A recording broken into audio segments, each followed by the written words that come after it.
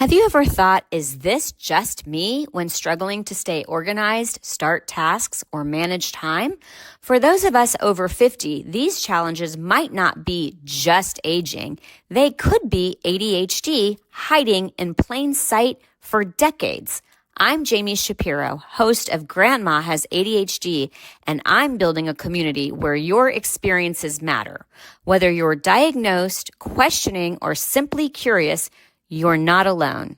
Our Facebook group is filled with vibrant, understanding people over 50 who share their stories, strategies, and yes, even their struggles, with plenty of laughter along the way. Ready to find your people? Join our growing Grandma Has ADHD Facebook community. Please like and subscribe to the podcast wherever you listen and share it with someone who might need to hear they're not alone, because ADHD doesn't have an age limit and neither does understanding yourself better. Together, we're changing the conversation about ADHD after 50. Come be part of the story. Hello, and welcome to the Grandma Has ADHD podcast. We are trying something a little different today, and I am actually interviewing somebody who I was introduced to through another guest, Jeff Copper, who said he is amazing. And just from the title of his podcast and website, I knew he had to be a guest, and he graciously agreed. I am talking about Dave Delaney. He is a motivational speaker, published author of New Business Networking, and host of the ADHD Wise Squirrels podcast. Known for his engaging blend of humor, storytelling, and actionable insights, Dave empowers audience to unlock their potential, embrace their unique strengths, and build meaningful connections. His signature keynote, The Root Down, offers transformative lessons on self-discovery, resilience, and embracing neurodiversity, inspired by his own ADHD journey. He's got quite a list of accomplishments that follow, which we will put in the show notes. But I'm just really excited to bring Dave on to the podcast. And I'm also going to apologize. I do have a cold, which is, I didn't want to not do this episode with you, Dave, because I know you've got a busy schedule. Trying to get you was like pinning down a squirrel. So welcome. Yeah, thank you. Thanks for having me. I'm excited to be here. Thanks for having me, Jami. Sure. Well, like I said, your title was too good not to include, as you've learned through my audience, is really geared towards people who are 50 and over. And as I have to tell, not everybody is a grandparent and not everybody is a grandma, but it is a really catchy name, as is Wise Squirrels. And it tends to be more often that women went undiagnosed. So it just made more sense to say grandma. So I want to hear first a little bit about your ADHD journey and how you got to where you are. Yeah, thanks. Thanks for having me. I was diagnosed at 50 a couple of years ago now. So yeah, my background, I've worked in, I'm ADHDer, right? Undiagnosed at the time. So I've had a lot of different jobs and careers, working in broadcasting, radio and television back in the day. Started podcasting in 2005.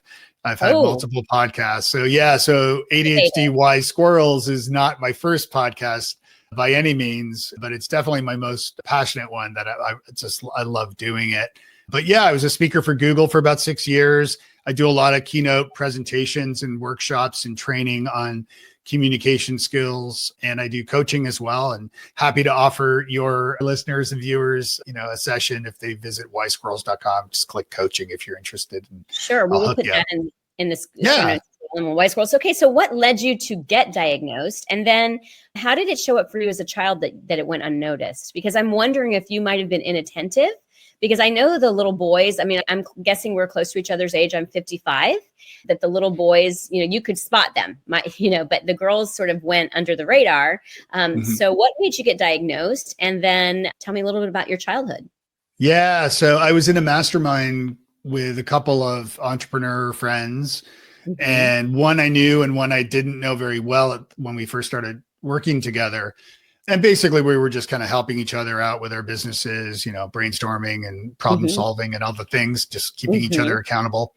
Yeah. And after a couple of months of doing this, one day I get a text from the guy that I didn't know quite as well. And he said, basically, do you have ADHD, in a text? And I said, no.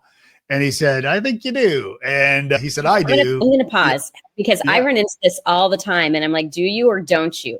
What did you think when he asked you? Well, I mean, it wasn't a surprise because I'd gone through the process several years ago of being tested for ADHD. And mainly because my wife had recommended it because she's a school teacher. And so she works with children of all types. And so certainly she'd seen it in me. And yeah, so some years ago, I had been tested and for some reason missed the memo that I'd been diagnosed with ADHD. I had no idea. And so what you're getting out of me here is the longer version, but the shorter version is that my mastermind friend who saw it in me said, you should go speak to your doctor and get tested. And so I did, because at the time I told him I don't have ADHD. And I went and got tested, and my doctor, did some tests and then fired up my charts and said, oh yeah, back in 2016 or whatever, you were diagnosed with ADHD. And I'm like, what? Like, how did I miss that memo? Yeah. So I didn't really focus too much on that side of things. I could have been angry and what have you, but I would never know whether it was my GP who forgot to tell me, whether I might have missed that memo, or my psychiatrist who did the testing initially failed to tell my doctor. I don't really know what happened there, but I think, and again, just this is my speculation from my point of view, that there's not enough attention paid to it in any sort of medical school. It is, like I was just reading an article in Israel, they think it could be up to 14%, and it's not treated by a psychiatrist. It's treated by a neuro person. I can't think of the word right now. There's a head cold. I don't know if it's head cold or ADHD, but nope. I think it's dismissed a lot. My mom, who I call the original grandma of this podcast, was 76 when I was listening to a podcast and put the pieces together that I think that she had it. My mom had been seeing a therapist, a psychiatrist, and a doctor, and nobody caught it. And, and then P.S., they confirmed it. But yeah, so it's very possible that your doctor just didn't think anything of it. So you weren't offended by it. You just was like, okay, well. What's another few years, right? So, and to answer your question earlier, like as a child, I was very much the hyperactive boy. I was the Bart Simpson. So definitely. But yeah, again, in my childhood, I actually did see some therapists and things, but once again, I don't recall ever being diagnosed, and certainly my parents never mentioned it. So I don't know whether I was and they didn't tell me, or whether I don't honestly know the answer to that question, but I was definitely your stereotypical hyperactive, inattentive kid. Got it. So let me ask you a question. Do you think either of your parents, looking back, maybe had ADHD? Oh yeah, for sure. Yeah. Which one? Probably both. When I think about it, my mom's still with me, not with me here, but she's in Toronto, and my dad passed away. But yeah, I mean, if I was a betting man, I'd say both are probably had ADHD. Too. So well, it's like a 75-80% comorbidity, or heritability percentage, something like that. And again, I'm not a doctor, and I always say on my podcast too, I'm not a doctor, and I don't play one on the internet. So I say this, I say TV. Take everything I say. Yeah. Exactly. Wow. I'm sure that's one of the things I love when I connect with a fellow ADHD, or they've got to come up with a better word than ADHD, or have you come up with one yet? Wise squirrel. Wise squirrels. Okay. So when I meet a fellow wise squirrel, there's always this connection. I actually had a luncheon last week with a woman who the manager of my company said, you two have to meet. You have so much in common. You just have to get together. It took us forever, as you can imagine, to get together. I mean, she sat down across from me, and within a minute, I'm like, do you have ADHD? Which then took us down that conversation. And turns out her sister had it, and she's like, well, tell me what that looks like. Okay. So tell me how you got to Wise Squirrels and making ADHD a career, because it sounds like you had a pretty impressive one, which also isn't surprising for somebody who has ADHD. Yeah. So I started Wise Squirrels as a way to kind of openly share my experiences through what I was learning about my diagnosis and about ADHD in general. I'm very much like, I was a speaker for Google for about 6 years. I've worked and lived sort of online since online began, and have always been sort of a digital marketing, digital person. And so I love Web 2.0 kind of mind frame of being open and sharing. And because I started podcasting in 2005, it was a no-brainer for me to think, okay, well, let me take this to the next level and just start a podcast and speak to subject matter experts and high achievers with ADHD and learn that way. And then because I've done a lot of business coaching in the past, I started having folks reach out and say, hey, can you coach me on my career, my business? And I always say, like, I'm not an ADHD coach, but my ADHD coach at the time said, you know more than I do about ADHD at this point, because I, of course, became hyper-focused. I was going to say, was that your hyperfixation? Because it seems to be mine. Yes. Yeah, absolutely. So I started doing coaching, and I do a lot of keynote presentations and training around workshops on communication skills and things.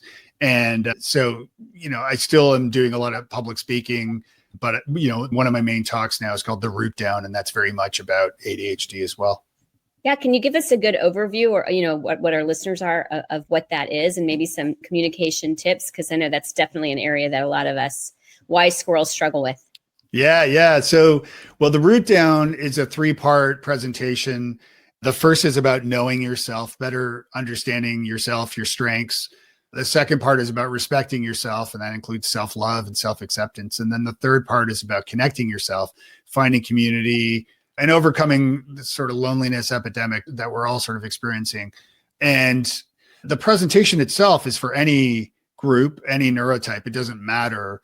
But the thread line in the presentation and story is about my own ADHD diagnosis. And so part of it is about helping to remove stigmas and educate people about ADHD, so they can do the activities and the things that I talk about in that presentation. However, part of my secret sauce with it is to help educate people and also in part because I want them to, if they feel they could have ADHD, to go and get tested and get treatment if they need it. Because as Dr. Russell Barkley has said, like with undiagnosed and untreated ADHD, your life expectancy can be up to 13 years less.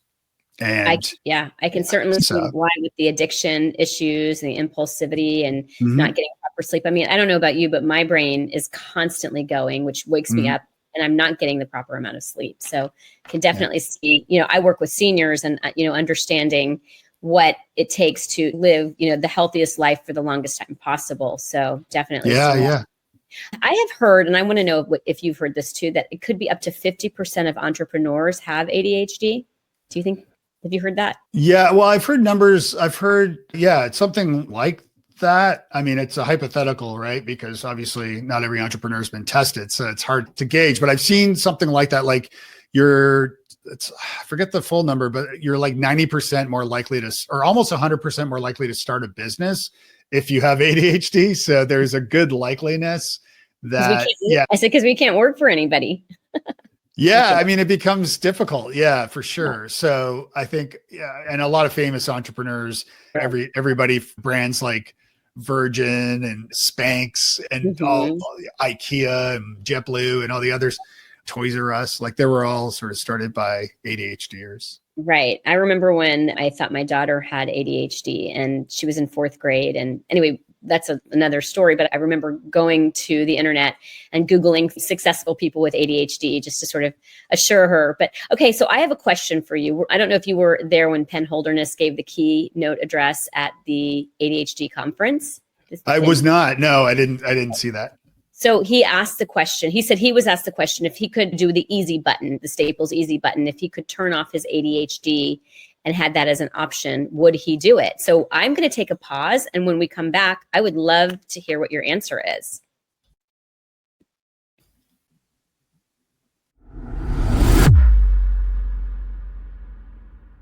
Ever wondered why helping a loved one declutter feels like speaking different languages?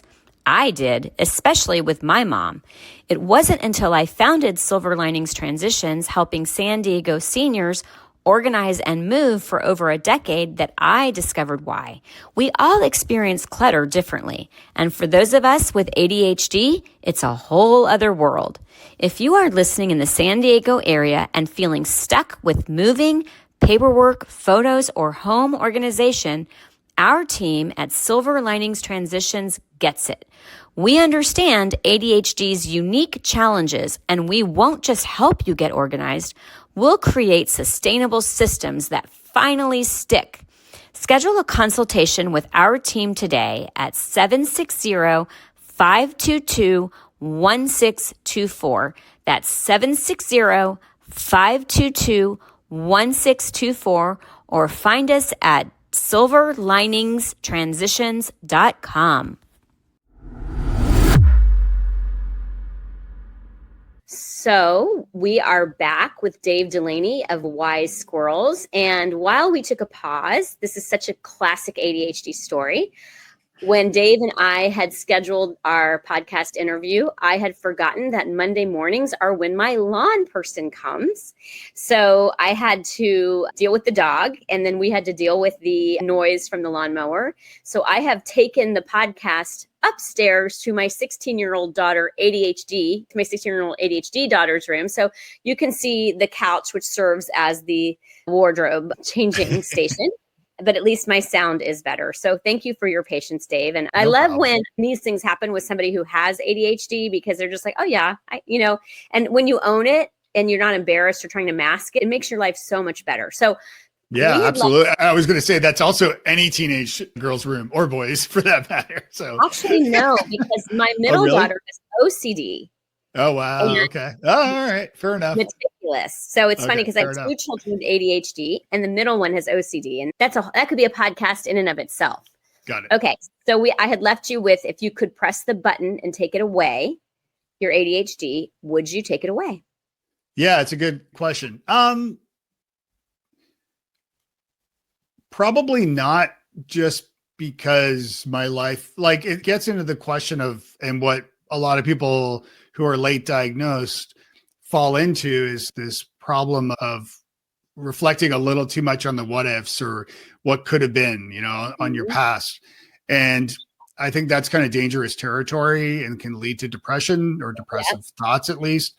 And so while there are certainly different not changes, but there's certainly, had I known and I had ADHD, or had I not had ADHD at all, my life would have obviously changed, and in parts perhaps for the better, but also it wouldn't have landed me here in Nashville with my amazing best friend, wife of nearly 23 years, and two incredible kids, so, and a really cute dog as well. So yeah, I suppose not.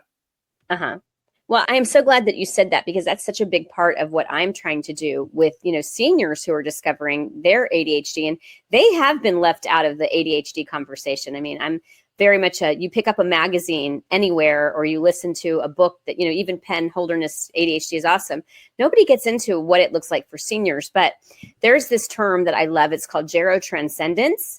And it's Erik Erikson describes it as the 9th stage of life, where we are evaluating the life that we've lived and, making peace with our choices and where we are in our relationships. And I think for people to discover that they have ADHD, who maybe their whole lives have felt different, or what's wrong with me, or why can't I keep it together, or the shame that comes with just knowing you're different, but not knowing why. So that's a big part of my platform with Grandma Has ADHD. Yeah, so I think it's important not to reflect too negatively on the past. I mean, you can think back at stuff, but I don't think it's worth doing that. Sure. So what would your tips be if, I always like to leave people better than they started when they tuned into the podcast. What would you say to somebody who is, either newly diagnosed or suspects they have ADHD, or a lot of adult children who are like, oh, I'm sure my parent has it, but I can't have that conversation? Well, so first of all, if you go to wisesquirrels.com, there is an assessment there, and it's free, and I don't see the results or anything like that. So anyone can go there and try the assessment for themselves. It's unscientific. So, I mean, it's still, it'll give you an idea. But the most important thing is that if you think you have ADHD, just to go and see your doctor to get tested, and you can, speak to your GP about that. Important point, though, that I always say is, before that, maybe ask your doctor what his or her views are or thoughts are on ADHD, because there are still a small percentage of quacks out there who don't believe in ADHD or something. And if that's your doctor and you don't know, they may also not believe in cancer or diabetes or something. So maybe find a new doctor if they don't. So I would start with that question. What are your thoughts about ADHD? And then say, I think I might have ADHD and I'd love to be properly tested and diagnosed. And if I am, then to get the treatment that I need. So that's interesting you bring that up, because with seniors, because of polypharmacy, a lot of them really cannot go on medication. So I actually say, does it matter if you have it or not? If you think you have it, if it seems like these things are consistent, there's still tools that you can put in place. I call it a scaffolding. And what I'm also noticing is a lot of the traits that I have as someone with ADHD, the seniors that I talk to, like the Swiss cheese memory, forgetting words, the memory, short-term memory issues, that's just normal aging. And so what I say is we should just be thinking about universal design when it comes to our brain. And what is it that we need to create a successful, easier life? Yeah. And I think for seniors, you raise a good point there. First of all, in order to be diagnosed with ADHD, part of it has to be that it disrupts your life, that you're having challenges with your life. And so if you're not having challenges and you're a senior, yes, we have challenges as we get older, certainly, as you're saying, with like short-term memory, for example.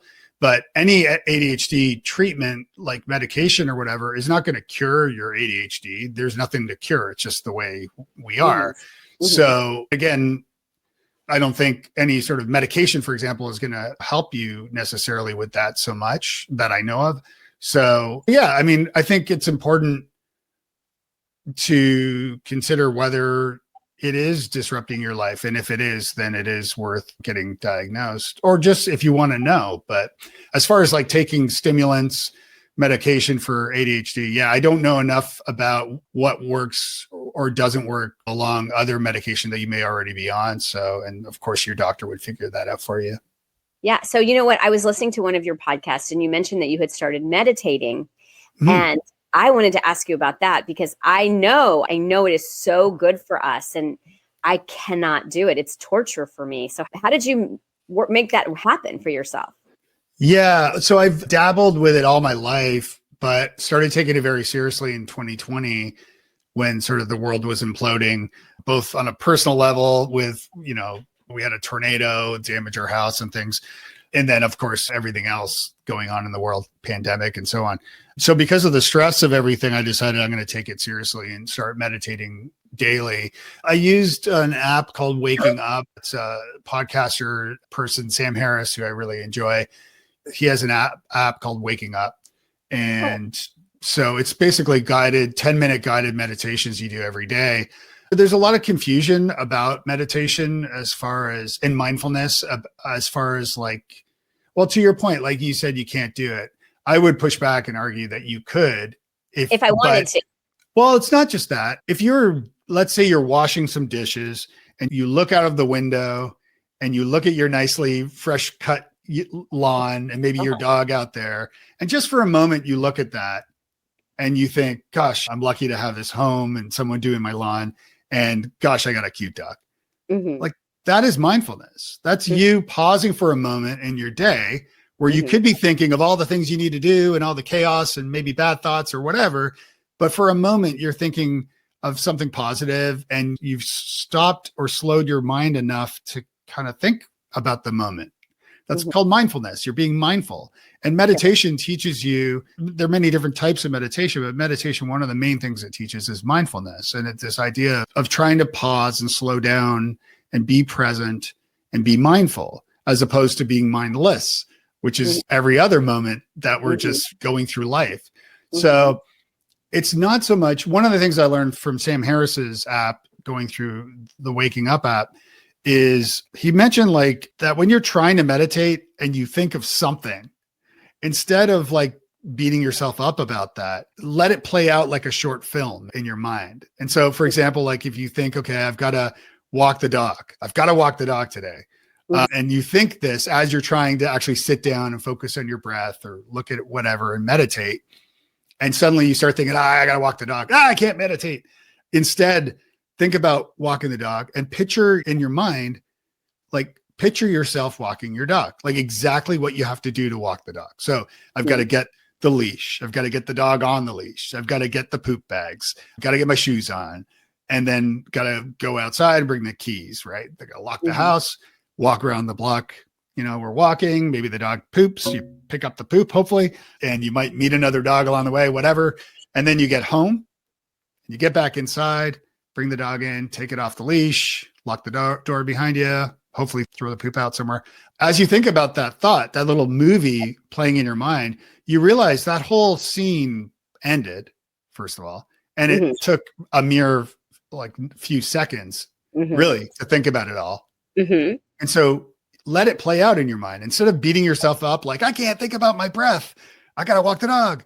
Yeah. Think about that as a movie scene in your mind of walking the dog. What happens at the end? Done. And then just return to the breath. Nice. I've never heard that. And I've been like, I can't meditate. I like the way that you just described it. That's awesome. Yeah. And I'm going to be having Diana Winston, who's just incredible, on the podcast on Wise Squirrels soon. And I've had others, Dr. Lydia Zalaskow. That episode was really worth listening to. She wrote the book about meditation and ADHD. So actually meditation for ADHDers. And that was fantastic. I've had Dr. Mark Burton, Dana Cruz are the two that come to mind right away that are experts at meditation and mindfulness. And so I've had that topic comes up a lot on my podcast, and it's worth tuning in for that.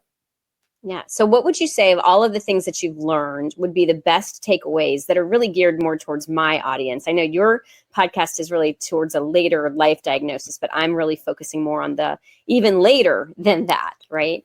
Yeah. I think the biggest thing is to give yourself grace. And that's universal. It doesn't matter how old you are. Like, it's understanding that as you learn about ADHD, you learn about how your brain works differently. And that's different is not bad. Different is just different. And as you learn about this stuff, you understand why you might become hyper fixated or hyper focused on a project that really is kind of silly and you should be doing something else, or why you might forget things, or why a list of different things. And the idea is to give yourself grace to understand that, okay, you know what? I'm out of steam. It's time to like just unplug or it's okay to just watch some TV or whatever it is that you want to do. Or if you're just talking too much and you're interrupting your friends all the time or one-upping them with a story, like these are things that kind of happen sometimes with people with ADHD. And again, this stuff it's not universal, and ADHD it's different in different people, but there is common things. And yeah, so the number one thing I think is learn about it and then give yourself grace. Sure. That's great advice. I learned from Wilma Fellman. I don't know if you've had her, but she has the term squirtle. Have you heard her use that before? No. I love it. She says, and it was such a good description. She said that she feels like she's part squirrel and part turtle. And I don't know about you, but I find that I go to do something or whatever, or I go, and then I hit my wall and I just want to retreat and I'm done. And that's my turtle. So I loved that description. Okay. Yeah, I like that. What is your best ADHD hack? Like, would you say is the thing that makes you the most successful in working with your ADHD? Oh, gosh. Well, besides meditating, because the meditation and mindfulness piece is extremely important because it helps you slow your mind down, right? And focus on the moment. And just in doing that, I think it can be incredibly helpful. From I work a lot in technology and tech stuff. I think putting your phone away is a wonderful idea, turning it off. I did this experiment for myself where I had my phone with me in a normal place that I go, and I was trying to brainstorm some stuff, and I would pick up my phone constantly. And so instead I decided I'm going to bring my journal and write down every thought that would have led me to pick up my phone. So I got to look up to research this idea. And then the idea makes me think of like an actor, or what movie was that actor in? Oh, it's, and all the things that I just wrote a list of like 10 or 15 things that I was thinking about instead of picking up the phone. And what happened in doing this was I realized, oh my gosh, like in 20 minutes of sitting there, I thought of like 15 things. And the truth is, had I picked up my phone for each thing, it probably would have taken 3 to 4 minutes per thing. And that would have been like 30, 40, 50 minutes of me on my phone. When I look back at the list, I'm like, this is all pointless. Like there might've been one thing of value on there worth looking into, which is fine. I had it written down. I could get back to it later, but I realized so much of it is so immediate. Oh, who's that actor? What movie was she in? Who directed that movie? And you're like on IMDb, and then you're searching, was that movie as good as I remember? Rotten Tomatoes. Let me see the review. You're describing my life, Dave. Yeah, yeah. So I think avoiding your phone sometimes is a good idea, or your computer. That temptation to just get online and try to find the answers, a lot of the times it turns out to be a bit of a waste of time. That's awesome. Okay, that's really, really good. I've gotten some really good nuggets from you. I'm going to give you one. I don't know if you've heard of it, Yeah. but I would imagine that you ruminate or you go through the spiral of thoughts. Yes, I'm seeing a head nod. Oh, sure. Yeah, yeah. Yeah. So I love this. I learned about doing a God box. And what you do is you put your worries into a box and you date them and put them away. And then you go back to that box later and you realize that all of these things that you worried about, most of them really never even happened, but at least you're giving that a place. So, oh, yeah. So is that like an actual physical box you're dropping something into, or is that, that's smart. That is. Yeah. Yeah, I like it. I like it. This has been a great interview. Are there any, I always say, I don't know about you, but there's always like, I walk away and I'm like, oh, I wish I had said that. Is there anything, I wish I had said that, and anything you want to say to the audience? Because, you're being exposed to my audience and hopefully I'm getting exposed to yours. Yeah, for sure. Yeah, yeah. If you have questions, reach out. I'm always happy to answer questions. And check out Wise Squirrels. Let me know what you think. I would love your feedback. Yeah, I mean, that's all I can think of, Jami. It's just been so much fun, though. I mean, I think the work that you're doing is really it's really helpful. It's a great resource, especially for the best generation of people we have so much to learn from people older than us. And it takes a while sometimes in our lives to slow down enough to realize like, oh, yeah, I should be talking to people that are older than me because they have a lot more experience in life. And a lot of the lessons of life don't really change, or they're discovered as you get older, let's say. So. Right. No, that's a big part of my why, is that we really, in our society generally, at least in the US, we really push aside people who are aging. We don't value. Everything is anti-aging. And we need to really change our language. And to your point, really like give them, they are wise and they have walked these paths and they can help us. And so anyway, that's a very big part of the work that I'm trying to do. I really, really appreciate you taking the time and your patience with me with all of my little hiccups. Hey, no problem. Thanks for having me, Jami. This is awesome. Absolutely. My pleasure. So if you tuned in and you want to learn more or join our growing community, you can find us at Grandma Has ADHD on Facebook. And if you like the podcast, leave us a review and subscribe and share it with your friends, because this is, like I said, we are brand new. We are fledgling. Although all of these seniors have had ADHD hiding in plain sight, now we're finally talking about it. So thanks so much for listening. Thanks so much, Dave Delaney with Wise Squirrels.